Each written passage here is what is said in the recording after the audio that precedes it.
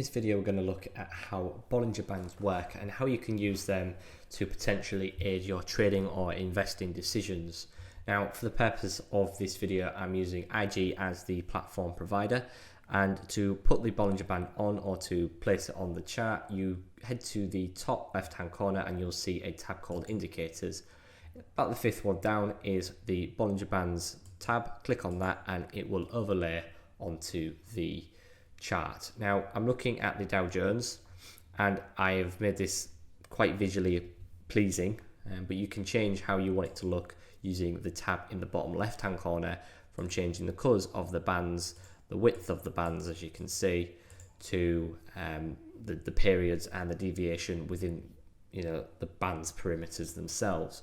I won't be changing any of that, and all I'm doing in this video is simply explaining potentially the basics and how they could work in potentially looking to set a trade up or when to buy in on an investment potentially. So with the band set up, there are some key points that we need to look at. The first one is here, and it's the upper band. Okay, this is the upper Bollinger Band, and this is this blue line here as we go all the way across. And this is essentially the highest point of which potentially the stock could go, or the index fund in the case of what we're looking at today. The next part is the lower band, and the lower band is exactly the same as the upper band. However, instead of tracking how high it could go, it tracks the potential downside movement or momentum of the asset of which it is that you have this placed on. And then in the middle, you have your 20 period simple moving average. Now, you can use an exponential moving average. However, simple moving average is recommended by the Bollinger website. Now, one of the interesting things about this actual technical indicator is it was created in the 1980s by a guy called John Bollinger, and it is copyrighted. You will see this technical indicator on the London Stock Exchange, on the Nasdaq, on Yahoo Finance, on pretty much on any sort of financial site, and that's because these are pretty, they're pretty successful in terms of the way they work and the indications that they give. Now, to actually place a trade, there is two main methods that you can use. There is the overbought, oversold method, and there is the squeeze method, and we'll look at both of them today and how they could potentially work on this chart.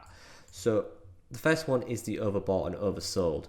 Now, just before I get into that, I just want to explain that the Bollinger Bands work in sections. So you will find that with the Bollinger Band, you have a tight range, followed by a larger range, followed by a tight range, followed by this larger range.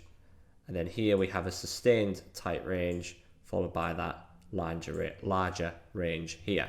And so when you get these periods of low volatility or low volume, a trader would be looking for the potential next move, and the next move will see these bands widen, and hopefully, depending on where the current candlesticks sit, that would determine as to the potential direction.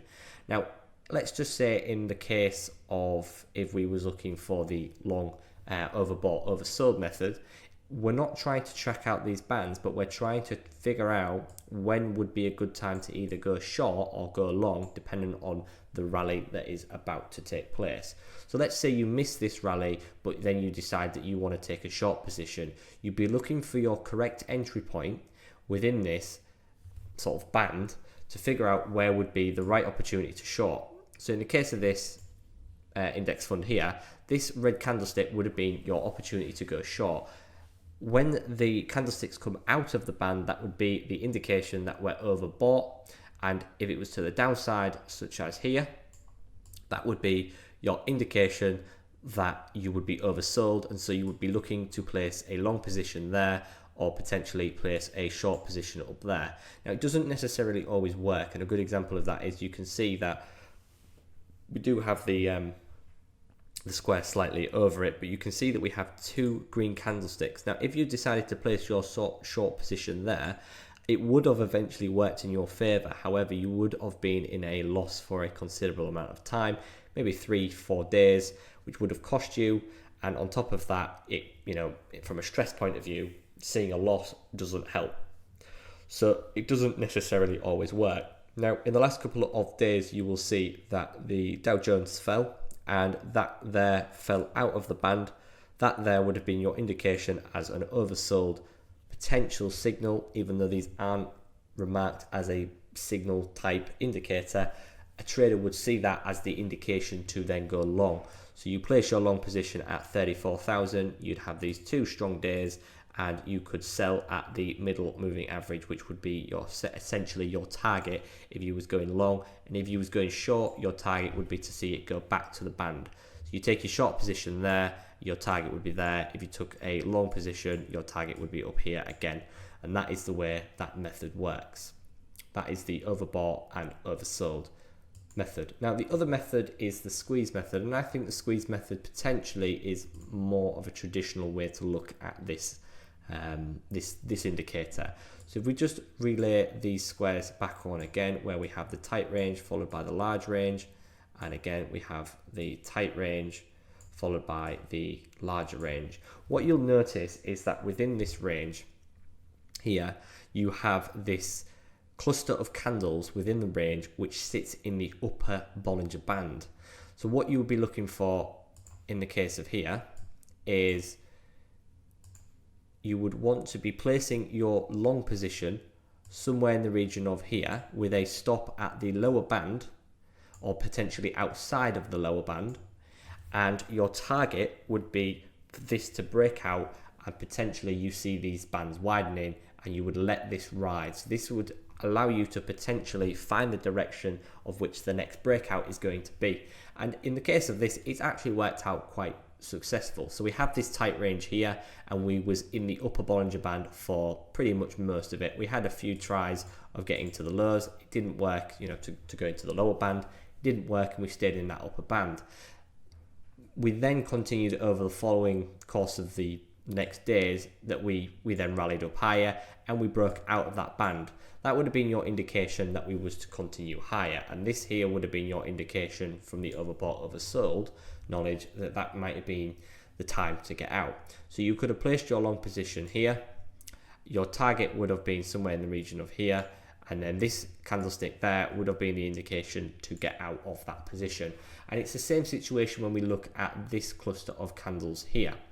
We can see that we had this consolidation in the upper band, and then eventually we did break that band and we struggled, as you can see, getting past that 20 period moving average. And then as the volume has increased and sentiment has increased to the downside, you have this rapid sell-off. And again, that would be your indication. So you would look to place a short position there with a stop up here or potentially just over the band, with a target of potentially down to here or past history. And again, same situation here. We have that break, that clear break of the candlestick. You can see the bands are widening. That would have been a great position or a great place to put a short position on with a potential stop somewhere in the region of here. That is how you would play Bollinger Bands. They are the two main methods to use. They work quite successful. Doesn't necessarily mean that they're going to work for potentially you if you try to do these. Best thing to do is to hop on a demo account and try it out yourself, which is risk-free, so you can then work out how to use these Bollinger Bands as well. Thanks for watching.